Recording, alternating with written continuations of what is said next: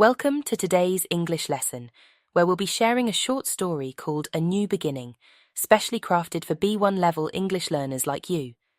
This story is about Sarah, a young woman who takes a big step in her life by moving to London for a new job. As you listen to the story, pay close attention to the vocabulary, sentence structures, and how the characters interact. I recommend listening to the story twice first, just to enjoy it and understand the plot, and the second time, to focus on the language and expressions used. Be sure to stay until the end, where we'll do a quick language analysis. We'll break down some key phrases, explore useful vocabulary, and discuss how you can use these expressions in your own conversations. This will help you get the most out of the story and improve your English skills even further. Sarah had lived in the same small town her entire life.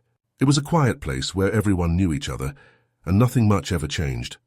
She liked the familiar streets, the friendly faces, and the comfort of routine. But lately, Sarah had started to feel restless. She wanted more from life, something new and exciting. She dreamed of living in a big city, where there were more opportunities and new people to meet. One day, Sarah received a letter in the mail. It was an offer for a job in London, working for a large company. She couldn't believe her eyes.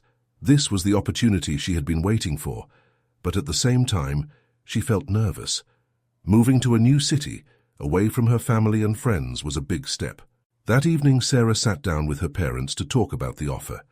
"Mum, Dad, I got a job offer in London," she said, trying to keep her voice steady.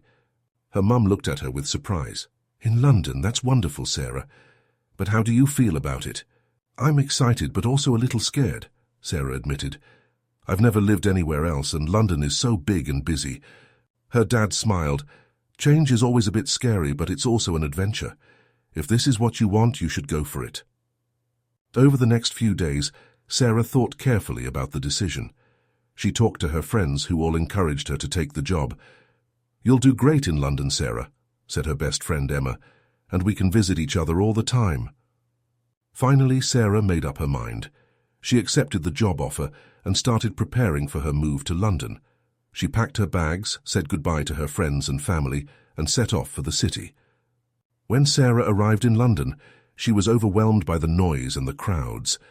The streets were full of people rushing to work, the buses and taxis zoomed by, and the tall buildings seemed to touch the sky. But as she walked through the city, she began to feel excited. This was the start of her new life.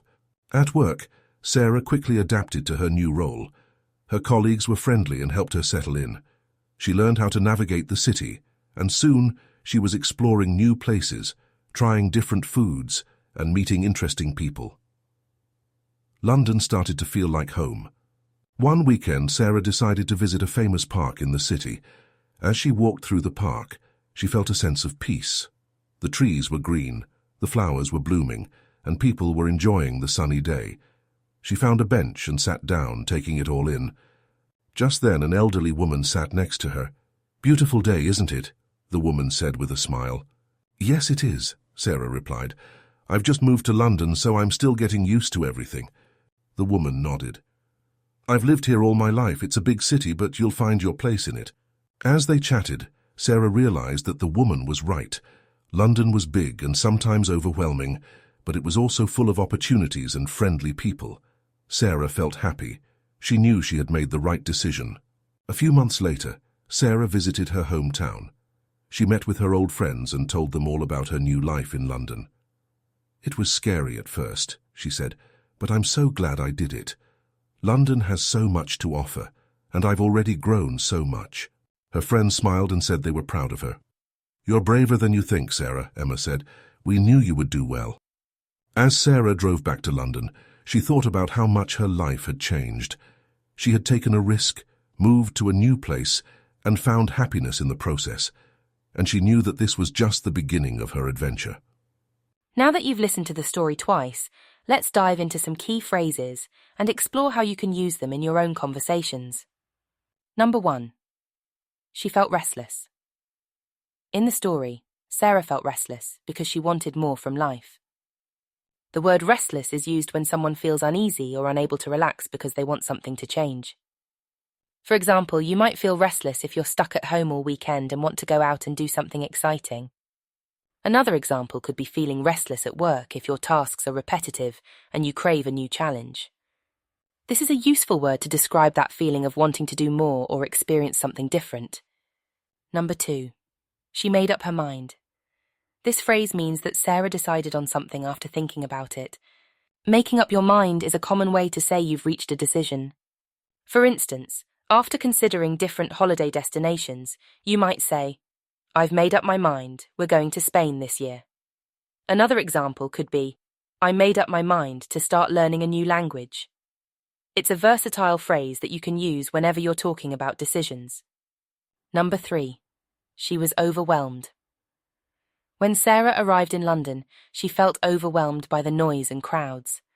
The word overwhelmed describes a strong emotional response to something that feels too much to handle, whether it's positive or negative. For example, you might feel overwhelmed by the amount of work you have to do before a deadline, or you could be overwhelmed with joy when you receive unexpected good news. It's a powerful word that captures intense feelings. Number 4. She quickly adapted.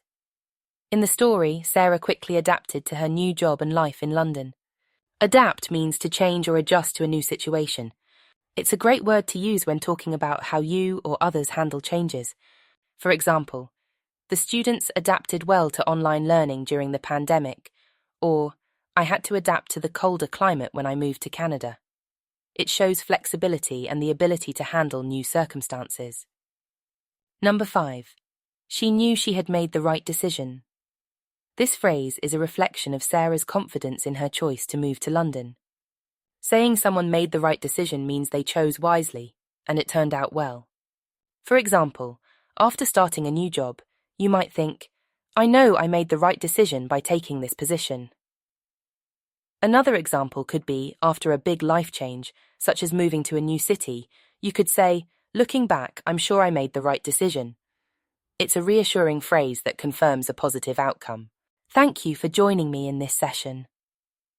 By listening to the story and analysing these key phrases, you've taken important steps toward improving your English skills. Remember, understanding these phrases and how to use them in different contexts will help you sound more natural and confident when speaking English. If you found this video helpful, don't forget to give it a thumbs up, share it with your friends, and subscribe to the channel for more content like this. And as always, feel free to drop a comment with any questions or thoughts. You know I love hearing from you. Until next time, keep practicing, and I'll see you in the next lesson.